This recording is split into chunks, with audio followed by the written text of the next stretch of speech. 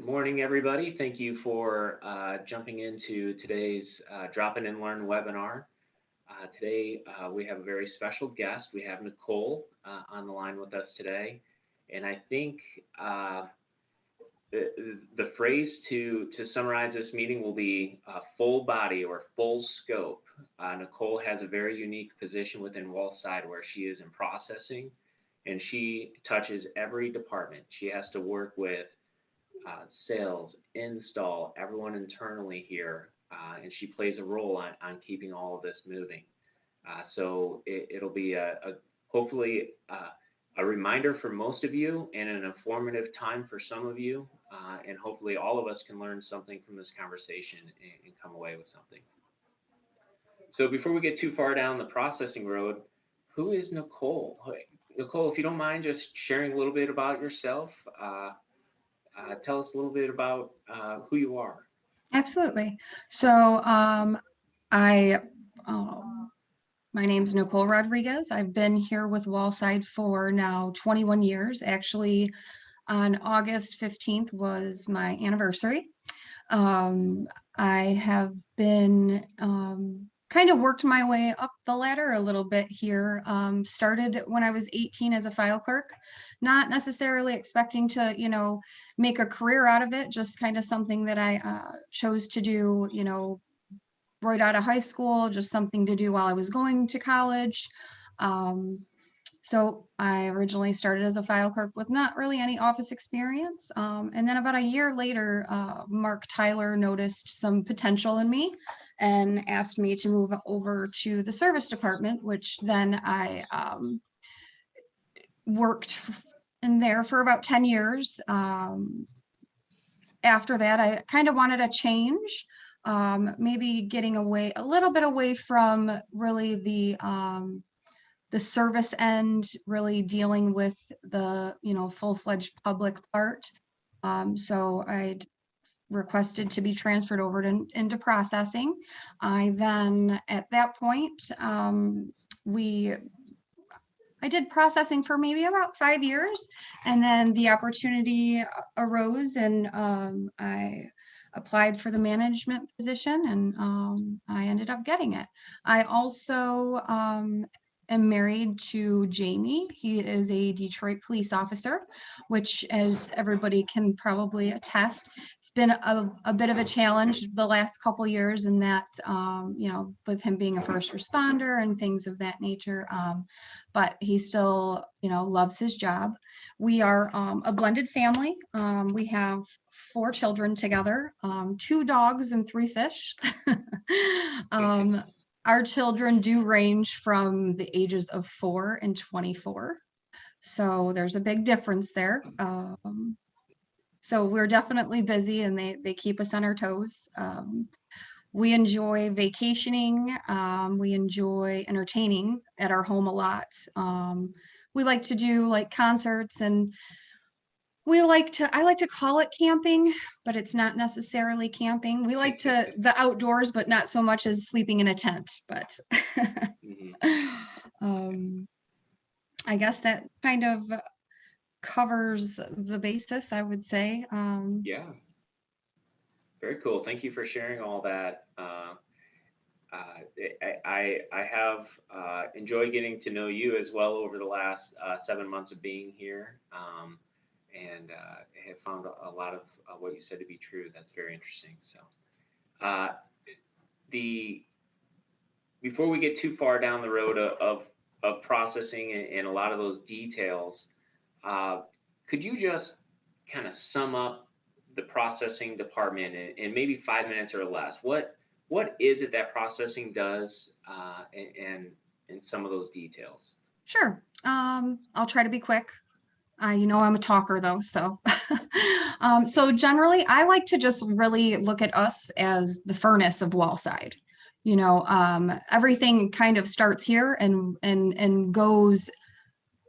branches out to whether it's the measure technicians, the install department, the factory changes, even down to the point of giving the contracts for the permitting department. So, I mean, we really function a lot for every single department. So ultimately how it goes is the sales reps turn their jobs in. The jobs are then entered into the system from the cash room. We then are fed that work. That work then is, ran through a little bit. Just we kind of review to see if like the lead form and things of that nature's good to go. We then will give any historical jobs that need to be checked for permitting prior to um, the front desk. They will do their review. Also, if there's a change that comes in on a new job, those changes are done before it goes out for measure. Once those fine tunings are done, all the work and folders are provided to the processing team that does the processing one. We then enter in just really the small detail, color, style, and quantity is really what we focus on just at that point. It's then put in the measure technician's file to pick up. They generally pick up 3 days out of the week, so it is not every day. When they pick up, they are also dropping off work that they have already measured. So then when that comes back, then those jobs will then get, there's kind of a process. We have to make the copies, distribute them to the install department so they can call for install dates. We distribute it to the permit department as well, because not all jobs originally go there. Only historical do before. And then they do all their permitting ends. We then, either myself, Maureen, or Jane, we just go through the batch. We go through any jobs that are back for measure to see if it has check for egress, see if there's changes, if there's anything special that needs to be ordered. Things on, really fine detailed stuff that needs to be done. Once that's done, then it's given over to the processing team again to start getting the jobs entered into the system. And this is all options a la carte. So perfect details. At that point, then we also have a third process where they actually enter all that information in again. So then what it does is it allows us to ghost those jobs to compare anything different. And this is to weed out any processing errors or, making windows the wrong colors or things of that nature. Once that is done, we then provide that information or provide everything over to the factory for the factory to then start producing the windows. Now they do that based on date. They generally go about 14 days out to start releasing. So, depending on how far out we are as of right now, processing is quite backlogged. Generally, prior to COVID, there wasn't much of a backlog. The work that came back from measure was the work that we were entering. So it was kind of a daily thing. So there wasn't much of a backlog. Now with our install being so far back, we're about backlogged about 4 to 5 months. So currently I'm running reports for things to be entered in the system for like October. So if the job has a January date, that job will not be entered in for, quite some time. So, unfortunately I'd like to eventually get out of that process. I don't like having the backlog. I really like having to where when the job's here, it's entered within a week.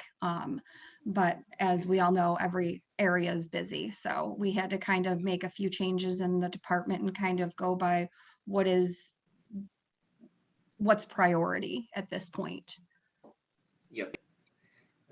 Understood. And so the three huge pillars within the processing department are each layer of processing, P1, P2, P3. How many folks does it take to process all that paperwork? So currently we have, there are 9 employees, but including myself is 10. And me, as we all know here, we are working managers. So I, get in the game with them as well when needed. And it's definitely been needed. So we just come together as a team, but there is approximately so 10, I would say 10 of us that are, trying to get that work pushed through, regardless of what responsibility it is, whether it's P1, P2, P3. Then once it's P3, then we ghost it. We do the validation, and kicking it to there's the department does a lot, whether it's doing the ordering of the specialties. Are we running? We got to run commission every day. So there's definitely a lot involved in the processing department on what we do here. Yep. Very cool. So you mentioned that, there's changes, obviously because of COVID and in timelines and all of that good stuff. And with that, unique scenarios arise, right? Because of longer wait periods, more customers are adding windows, right, onto their contracts later on in through the process.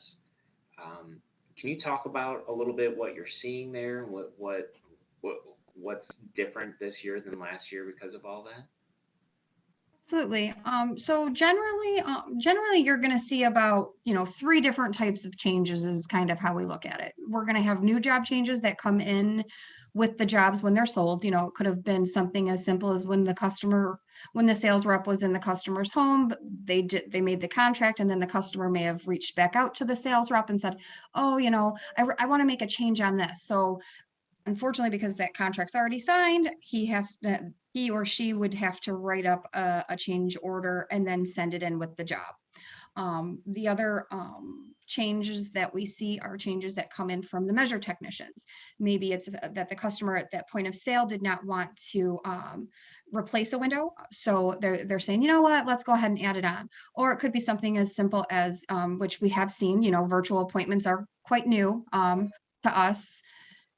And it could be something as simple as the sales rep wasn't there, didn't see it. The customer may have not remembered to show that window during maybe that FaceTime call or what have you.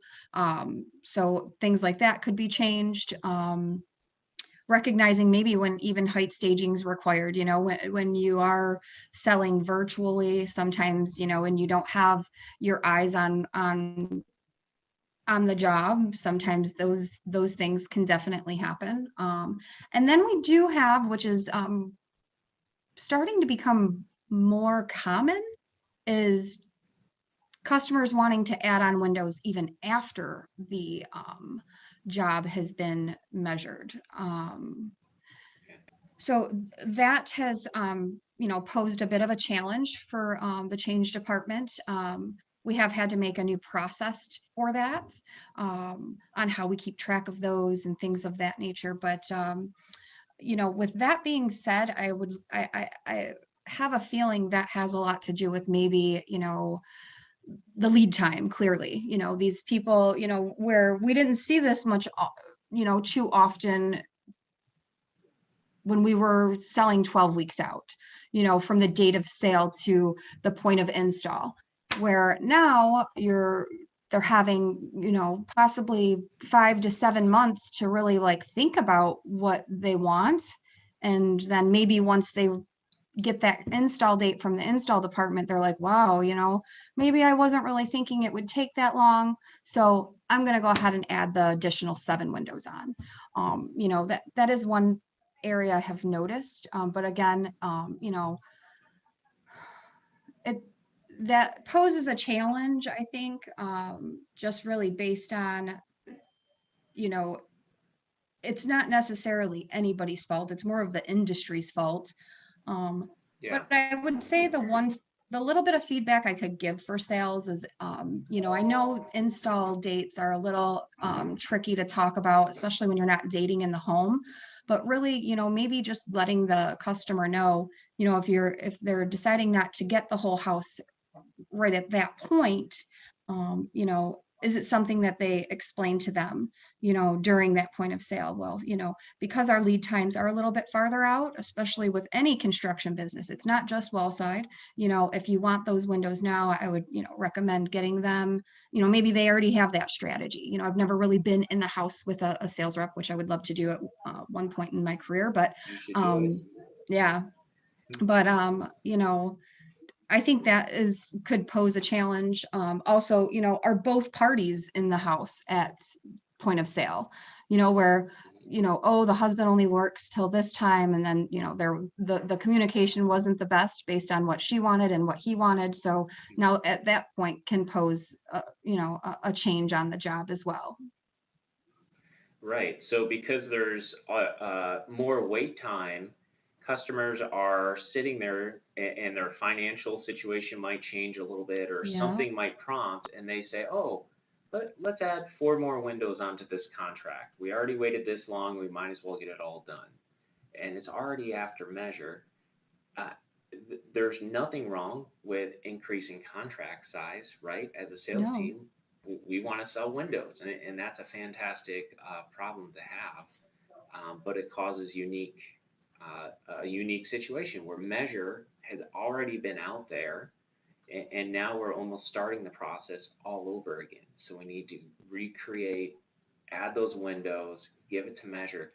Are you changing how you're coaching the measuring team with this new scenario, or what does that look like? No, not necessarily. I mean, we did have a few questions that came about for them, in regards to, like, first they were like, well, gosh, am I going to get paid a second time? And we're like, absolutely, of course. That's, we do have to, put some notes in the system to make sure that, those things happen. But it wasn't too difficult, for them to manage, especially sometimes we get changes and it's adding on windows and it's very close to the install date.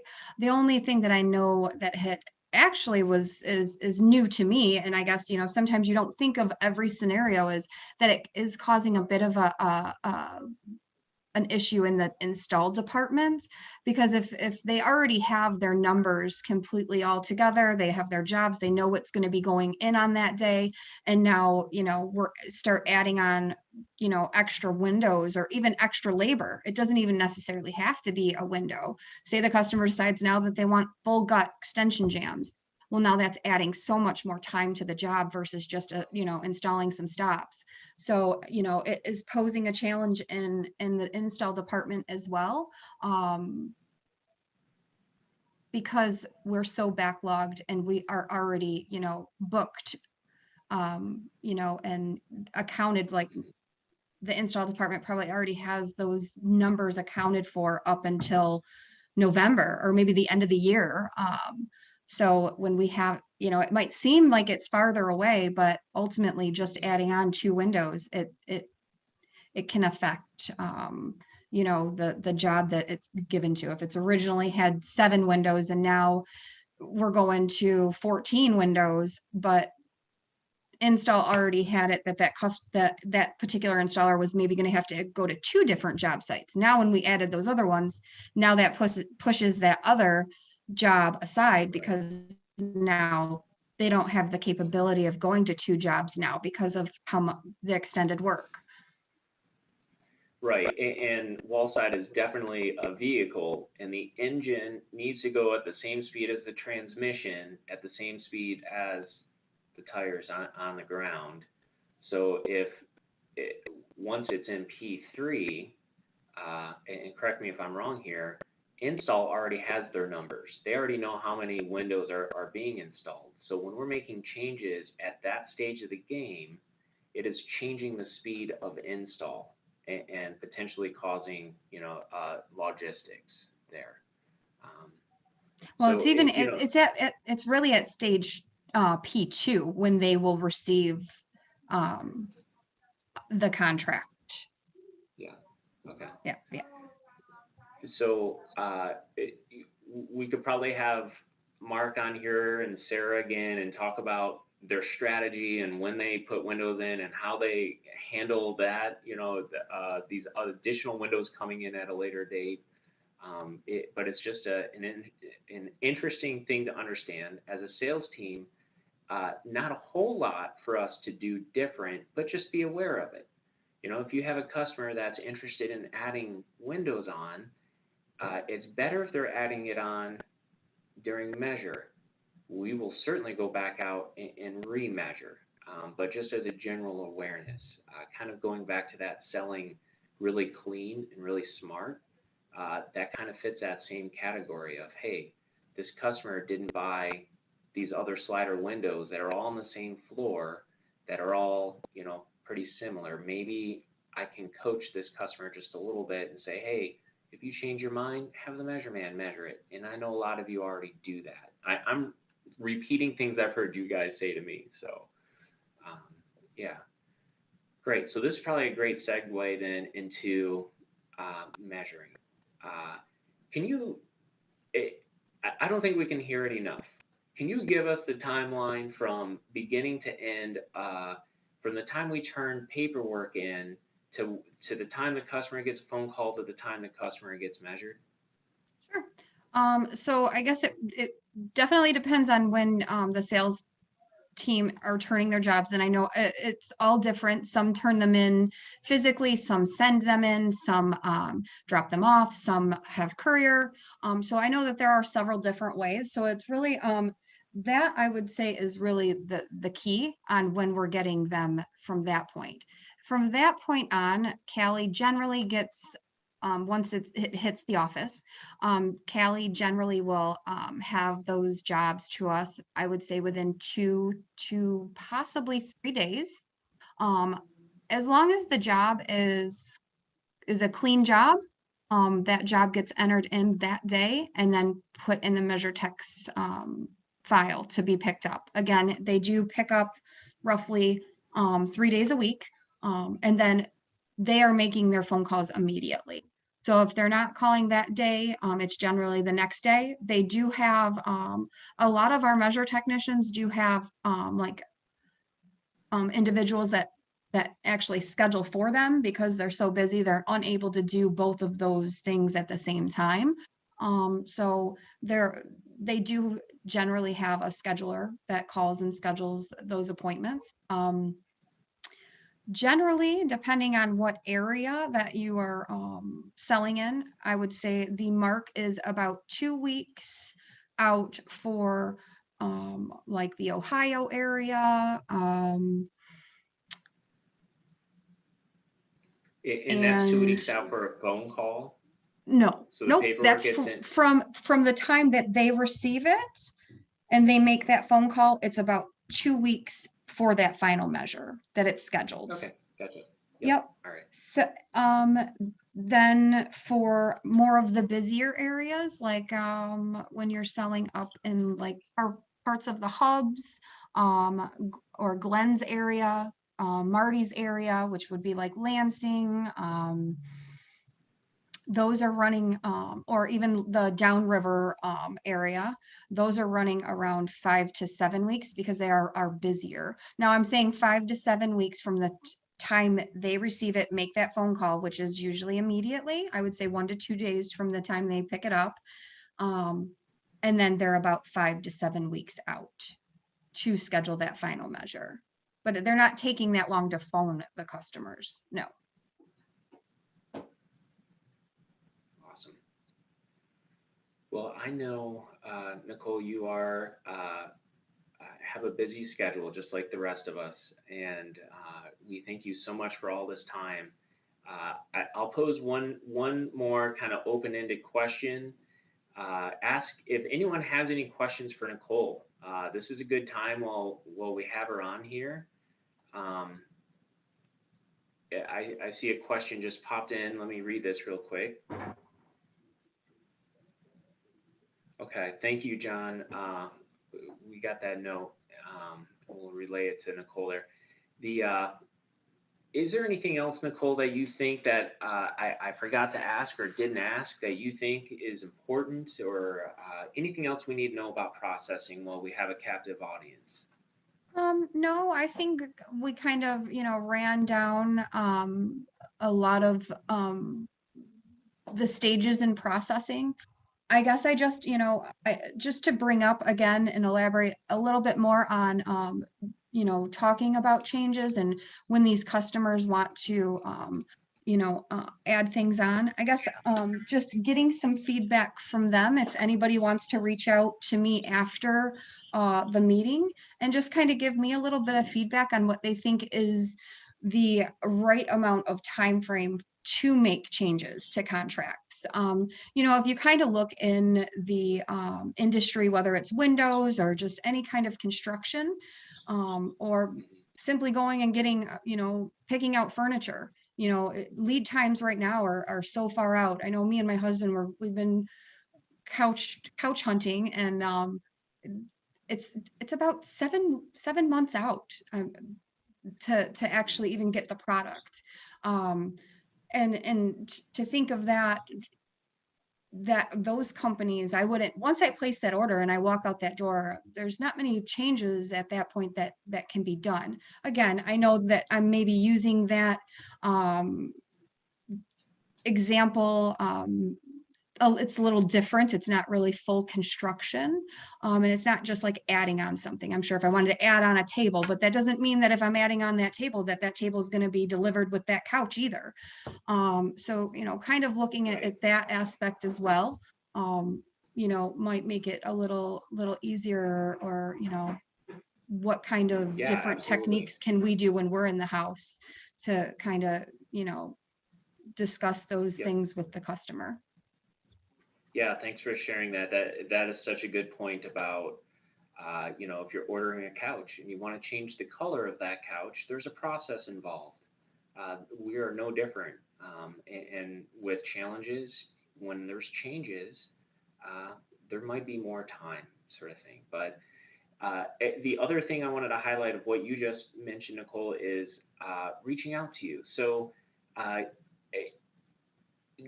just like most people here at Wallside, Nicole is always has you guys top of mind, has her team top of mind. She's always trying to improve things. She's had some great ideas this last week about how to improve how you guys turn in your changes in job form and how you're interacting with some of the tools to make it easier. And Nicole's always open to those types of ideas, as am I, and Adam, and Mark, and other folks. So, yep. So without further ado, I'll turn it over to you, Adam. It's all yours. Thank you. And I want to say thank you to Nicole for really shining a light on everything that the processing department does. It is as she mentioned, it's kind of the engine, and it's a huge operation of what we're doing day in and day out to ensure that our jobs go smoothly. So again, thank you, Nicole. And again, if anyone has any feedback about ways, because a lot has changed, not only in everyone on our sales reps teams, but within our company as well. A lot of these changes have created a lot of different impacts that really have forced us to think differently about how we approach things. And so if you have recommendations out there for us to see how can we move forward to manage these changes better, let us know. And we're happy to kind of listen to those and make the best decisions ultimately for Wallside. But again, I want to loop back and thank Nicole and her team for really all the work and kind of explaining that to us today in a larger way, because it definitely sheds light on everything that's necessary to make sure that our jobs are processed and prepped to ensure that everything down the line goes smoothly. So again, kudos to you, and I appreciate and for everybody on the call, hopefully you found some value in learning more about the processing department and some of the challenges and opportunities that they're facing day in and day out. So thanks for spending the time this morning. Thank you very much. All right, guys, have a great day. All right, you See you too. around. Thank you. Bye-bye.